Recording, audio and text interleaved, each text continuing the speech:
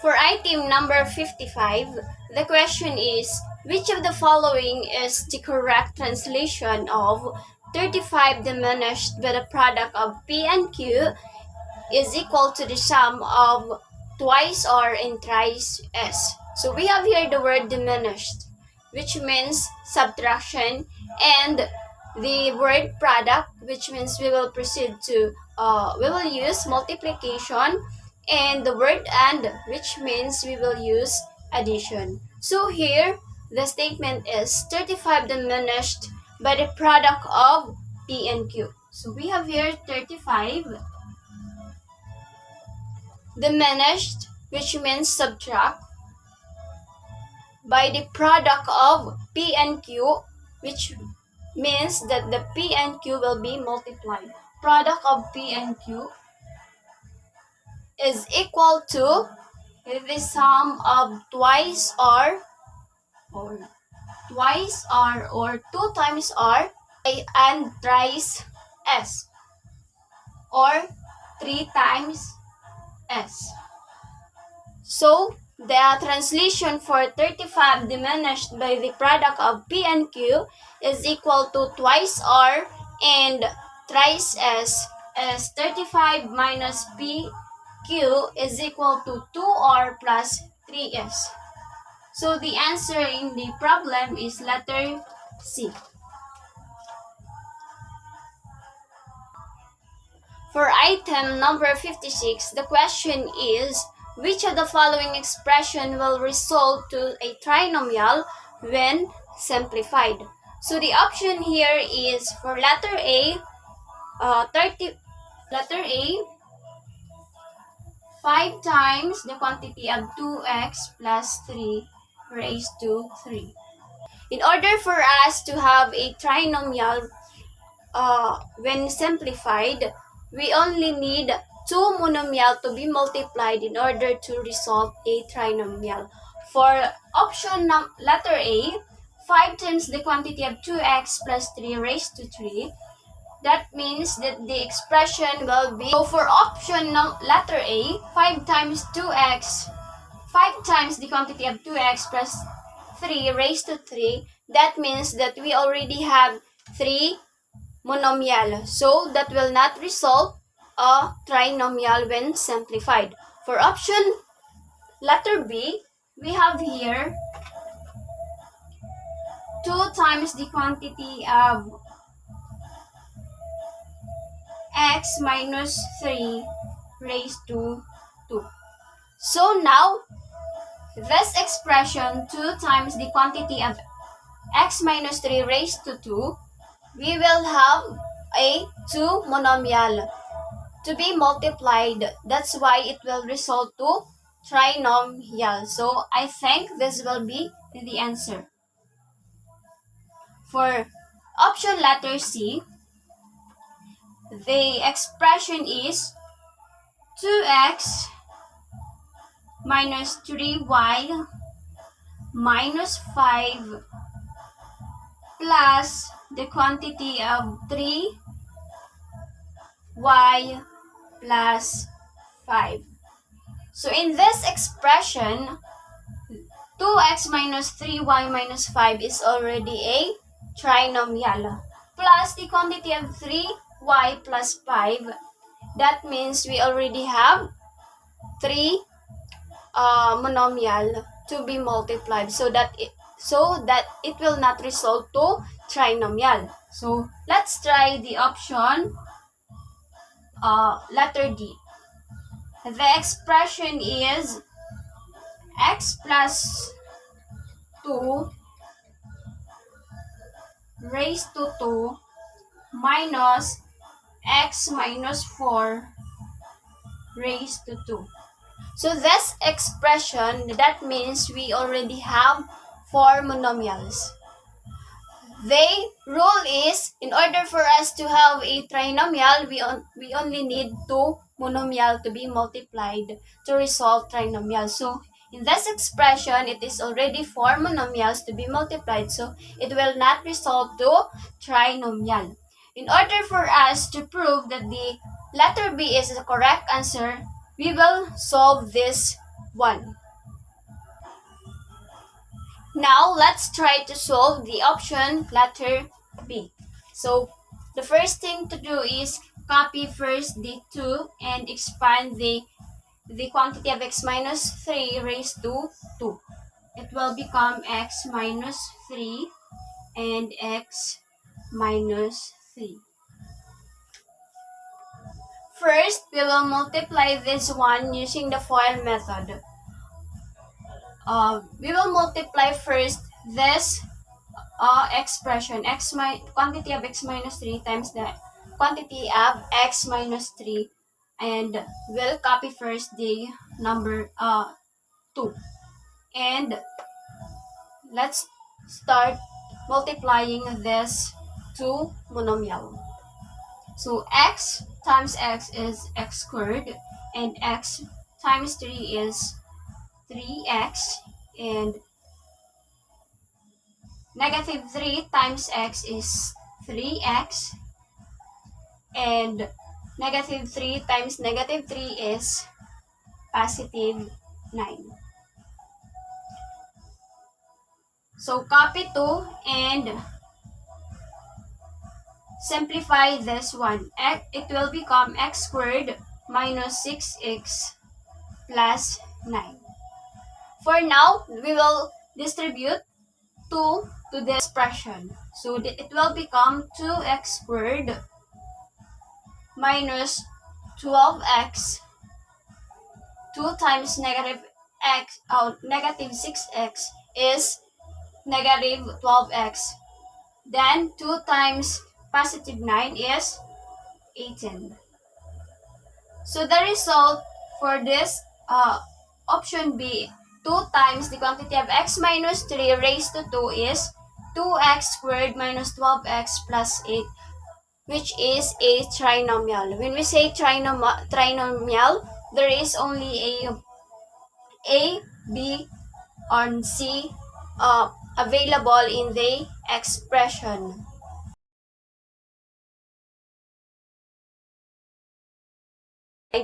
What property is being described in the statement if A is equal to B and B is equal to C?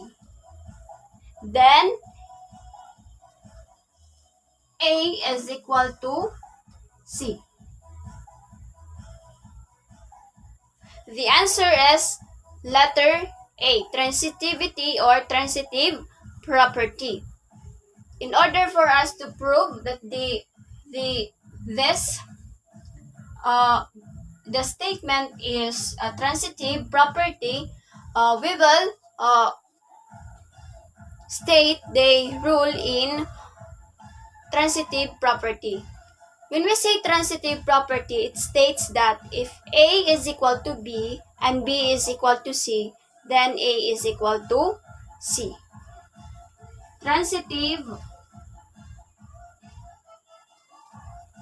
property. So the statement describes a transitive property, which means that A is equal to B and B is equal to C, then A is equal to C.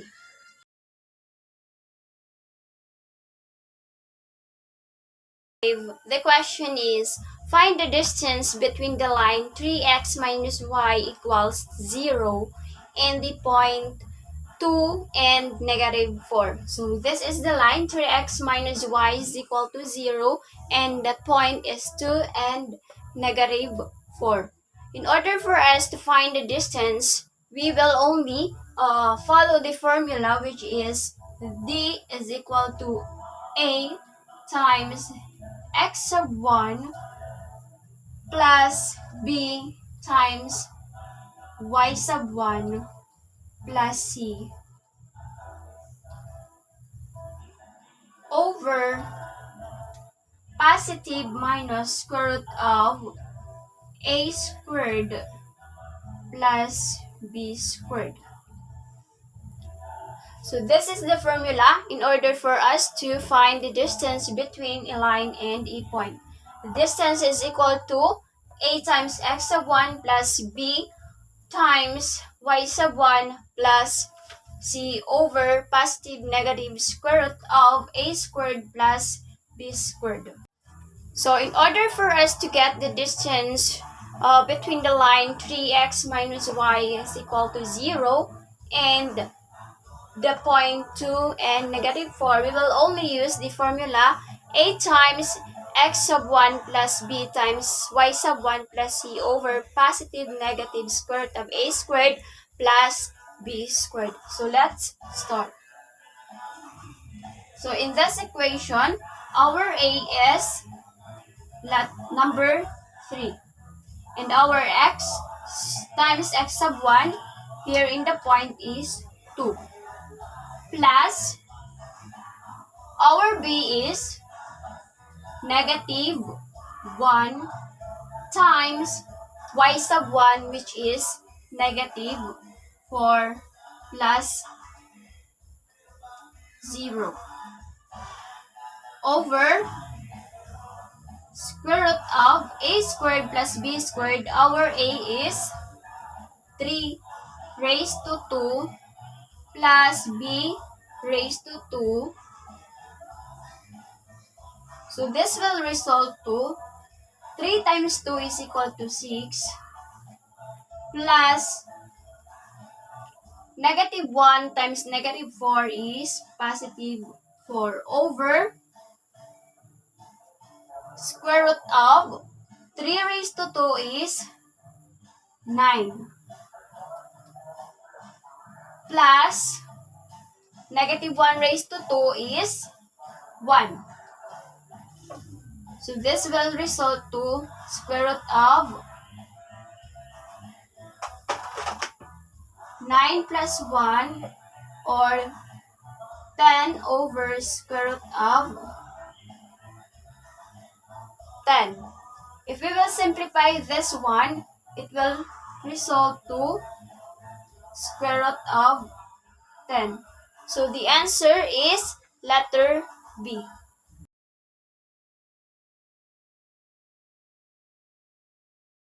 Number 46. What is the approximate shape of the Earth? The answer is letter A. The approximate shape of an Earth is a sphere. Why sphere? Because the shape of the Earth is an oblate sphere. This means that it is spherical in shape but not perfectly round. So that is why the Earth is approximately a sphere in shape.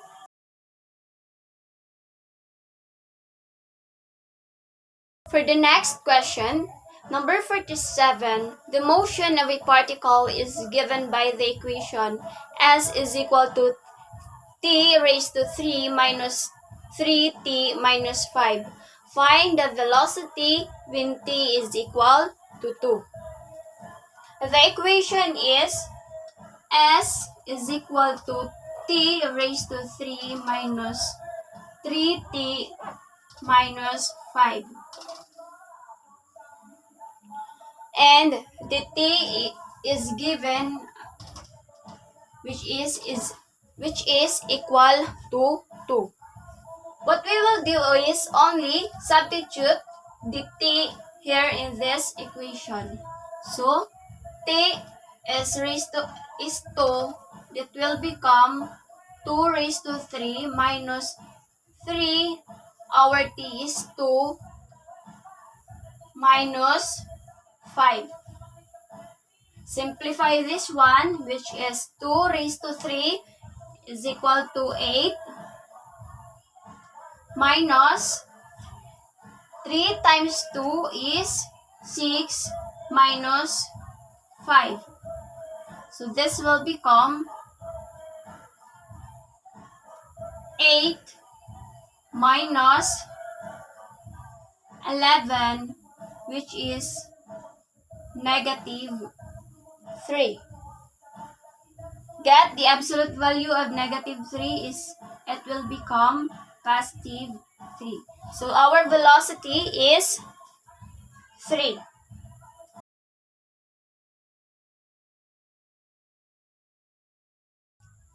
For number 48, the problem is Samantha laid tiles in the floor. She began with one square tile at the corner of the room. She added 3 tiles to form 2 by 2 tile square and then 5 tiles to form 3 by 3 tiles square.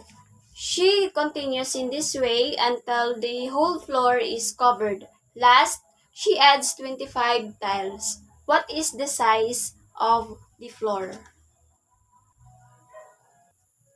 So let's assume that this is the room. And then Samantha started putting a tile on the upper left of the room. So this is the first tile she put on the floor. And the next thing she did is she added a tile on the right side and one in below and another one from the bottom of the left.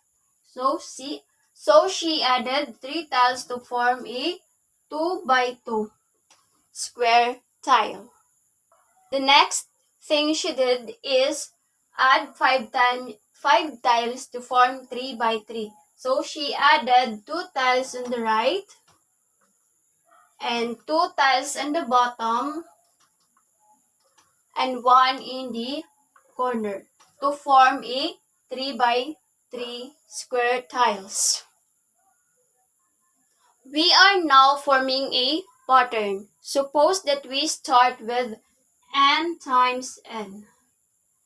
We added 1 tile on the right side and none in the bottom. This will be x and 1 in the corner. So that will result to 2 times n plus 1. So we added in total 2n plus 1 to form a square tiles n plus 1 across and n plus 1 down. So we will use the equation 2n plus 1 to get the n. We will equal the equation to the last 25 tiles she added. So this will result to 2n equals 25 minus 1 and it will become n is equal to this will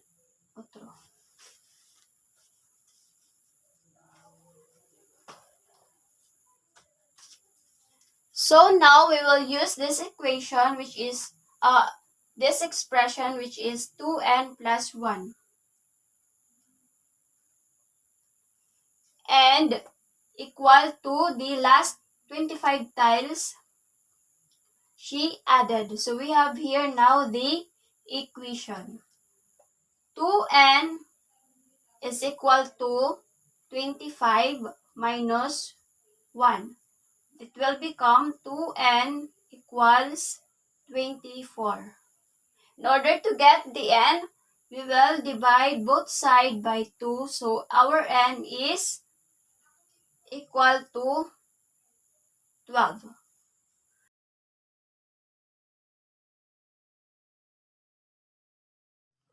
Another problem for number 43 is, the problem is 30% of 65 is what percent of 120? So the first thing that we need to do is find first the 30% of 65. So the 30% of 65, the result is 19.5. It says in the problem that what percent of the percent of 65 is what percent of 120. So blank, or let's consider this one as x of 120. In the problem, 30% of 65, the result is 19.5. And the question is, what 30% of 65 is what percent of 120? So it means that the result is also 19.5. What we need to do is make an equation. So x times 120 equal to 19.5. In order for us to find the percent, we will divide the equation by 120 in both sides. So here, we will cancel 120 and the remaining is x equal to 19.5 divided by 120. The result is 0.1625. Since we are talking about percent, we will just multiply 0.625 by 100. So the result is x is equal to 16.25. So 30% of 65 is 19.5. The question is, 30% of 65 is what percent of 120? The answer is 16.5. 16.25 rather. That will result 19.5, similar to the first equation.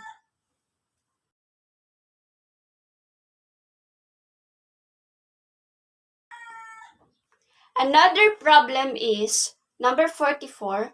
When a man died, he left a large tract of land to his wife and 5 children. How large the share of the wife if the total land area is 66 hectares? So we have here the given one wife and 5 children. So in total, we have 6 person. And we have also 66 hectares.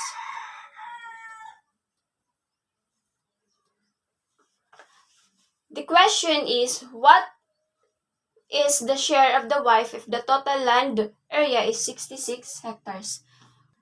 What we need to do is divide equally the total area of the land to the 6 person. So 66 divided by the 6 person, the result is 11. So the share of the wife is 11 hectares. It only means that the 6 persons get their shares equally. So the wife get 11 hectares.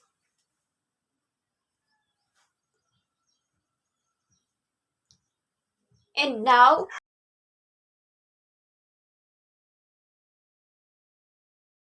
let's solve number 45.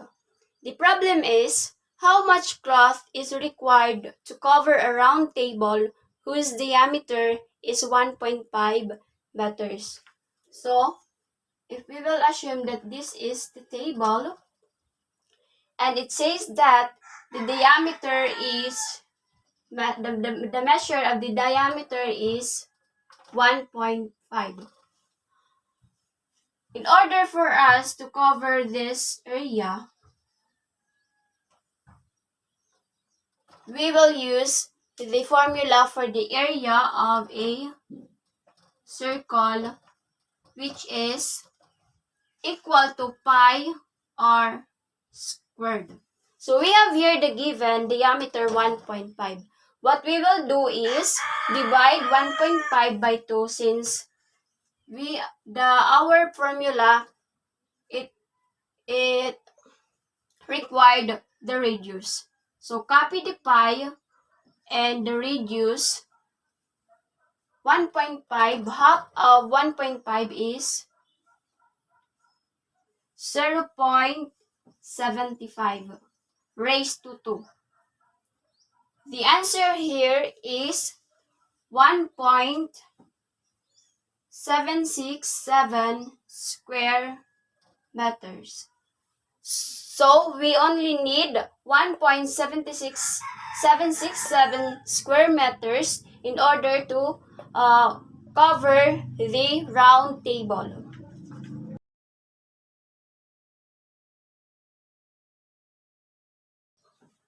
Another problem is a recipe calls for 2 eggs for every 5 cups of flour. A local chef will use 35 cups of flour. How many eggs must he have? So in every 5 cups of flour, they need 2 eggs. So this will become 2 eggs is to 5 cups of flour. Another is, the question is, if there are 35 cups flour, how many eggs must he have? So this is X. Now we will derive an equation. So in 5 cups of flour, there are 2 eggs. So the ratio is 2:5 or 2/5 equals X is to 35. X is to 35 or X divided by 35. So we will just cross multiply this one. So this will result 5X equals 70 divided by both sides by 5. Cancel this one. X is equal to 14. So if 5 cups of flour need 2 eggs, the 35 cups of flour needs 14 eggs. So the answer is letter C, 14.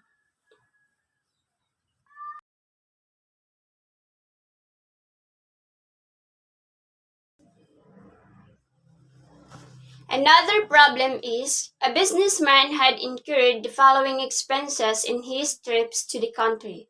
The first expense is 5,100, and another expense is 4,600. Next is 3,800 and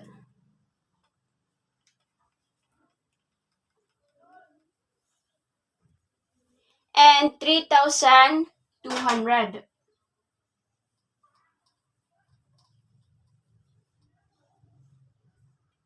So the question is, what is the total expense what is his total expense for the trip? So this is his expenses. 5,100, 4,600, 3,800, and 3,200. What we will do, we will just only add all of this. So the result is 16,700. The answer for his total expenses for his trip is 16,700.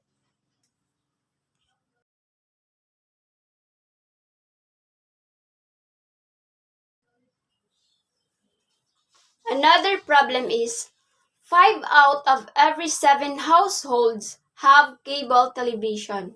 If 42,000 thousands in a certain city have a TV, how many do not have a cable TV? So if there are 5 out of 7 have cable television, 5 is to 7 or 5 over 7. If there are 42,000 in a certain city have a TV, problem, it says that there are 5 out 5 out of every 7 households. So if there are 42,000 have TV, how many do not have a cable TV? So cross multiply, the result is 7x equals 42,000 is 42,000 multiplied by 5 is, the result is 210,000. Then, divide both sides by 7. Cancel this one. X is equal to 30,000. So, when there is a 42,000 have TV, we will only minus 30,000. So the result is 12,000. It means that if there are 42,000 have TV, there are 12,000 who do not have a cable TV.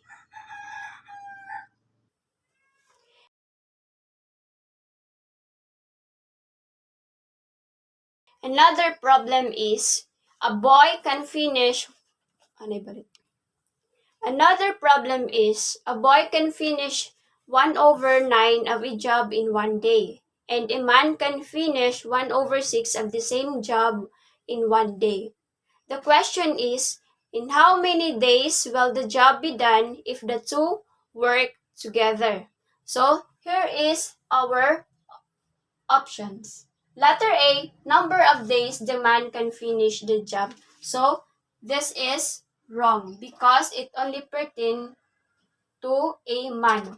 In the question, it refers to the both man and boy can finish the job.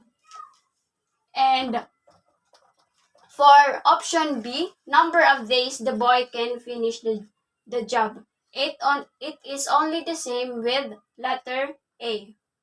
So this is not correct.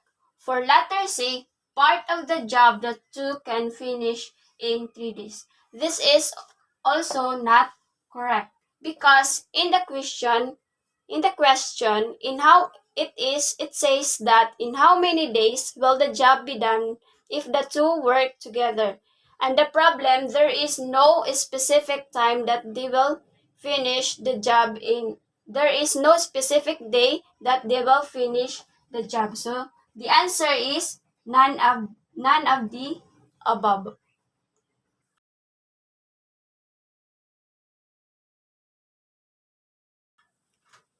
The next problem is, what is the least whole number that must be added to both the numerator and the denominator of the fraction 3 over 6 to obtain a fraction whose value is equal to 3/4? So, in 3 over 6, we will find a least number that will result this to a fraction that the value is 3/4.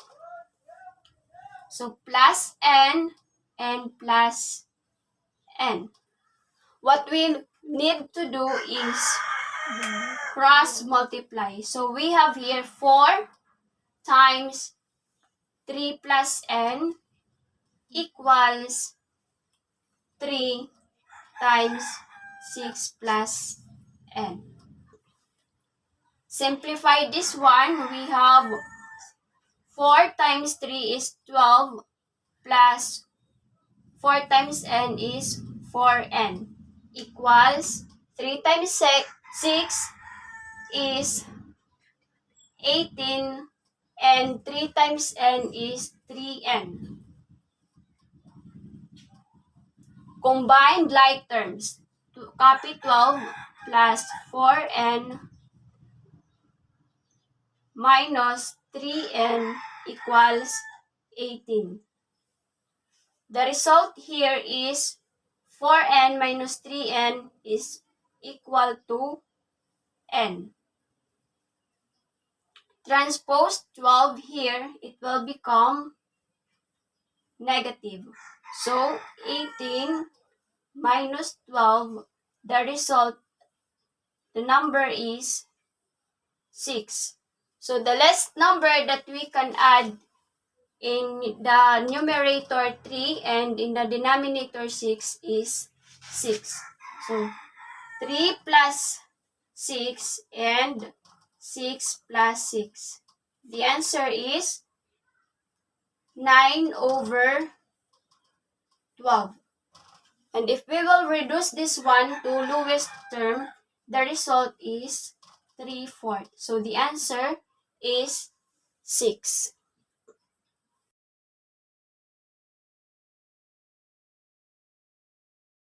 So 90% can be expressed as 0.9.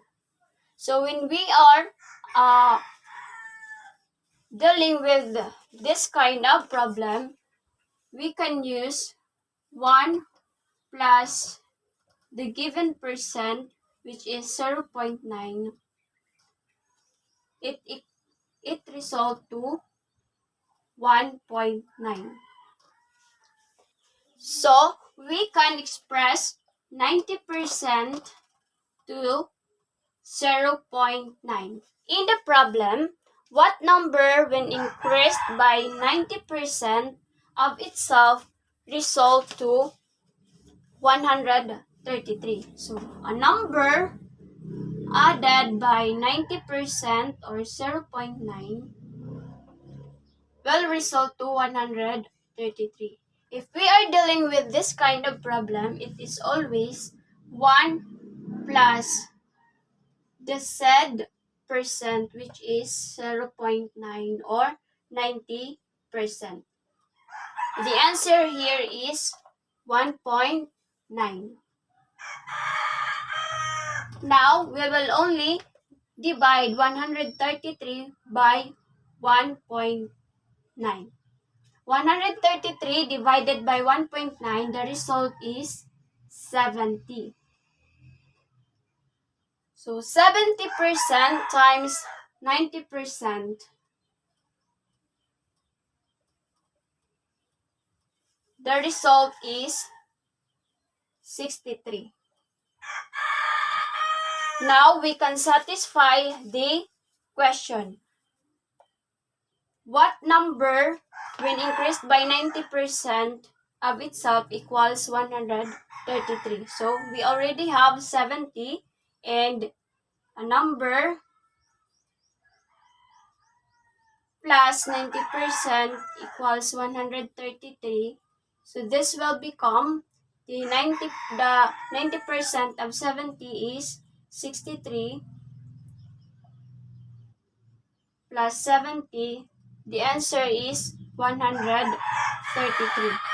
So the answer there is 70, which is letter B. The last problem is an employee spends about 3,332 a month. This sum is 70% of his monthly salary. How much does he receive a month? So 70% or 0.70.